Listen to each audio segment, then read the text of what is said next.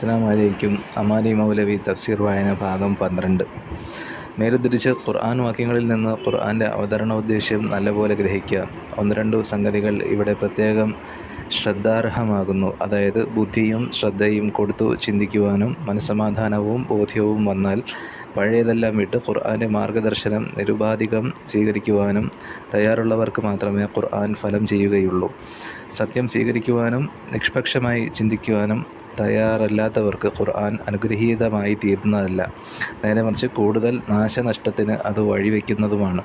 നബി സല്ലല്ലാഹു അലൈഹി വസല്ലമ ഈ വസ്തുത ഇങ്ങനെ ചൂണ്ടിക്കാട്ടുന്നു: നിശ്ചയമായും ഈ വേദഗ്രന്ഥം മുഖേന അള്ളാഹു ചില ജനങ്ങളെ ഉയർത്തിവെക്കുകയും വേറെ ചില ജനങ്ങളെ താഴ്ത്തിവെക്കുകയും ചെയ്യുന്നു. ഗ്രന്ഥരൂപത്തിലാക്കിയതും ക്രമീകരണവും.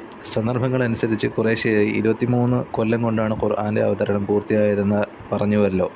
ഒരിക്കൽ അവതരിച്ച ഭാഗത്തിൻ്റെ തുടർന്നുള്ള ഭാഗം തന്നെ അടുത്ത പ്രാവശ്യം അവതരിച്ചു കൊള്ളണമെന്നില്ലെന്നും ആദ്യം തൊട്ട് അവസാനം വരെ ഒരേ ക്രമത്തിൽ അവതരിക്കാറില്ലെന്നും ഇതിൽ നിന്നു വ്യക്തമാണ്.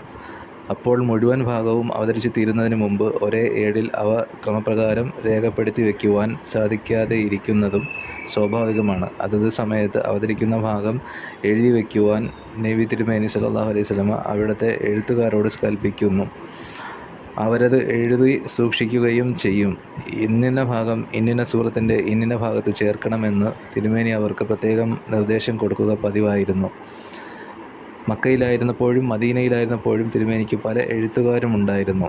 അങ്ങനെ അപ്പോൾ ലഭിക്കുന്ന വഹയുകൾ ഒന്നിലധികം ആളുകൾ എഴുതി വയ്ക്കുമായിരുന്നു. എങ്കിലും എല്ലാ ഭാഗവും കൂടി ആദ്യം തൊട്ട് അവസാനം വരെ ക്രമപ്രകാരം ഒരേ ഏടിൽ രേഖപ്പെടുത്തിയിട്ടുണ്ടായിരുന്നില്ല.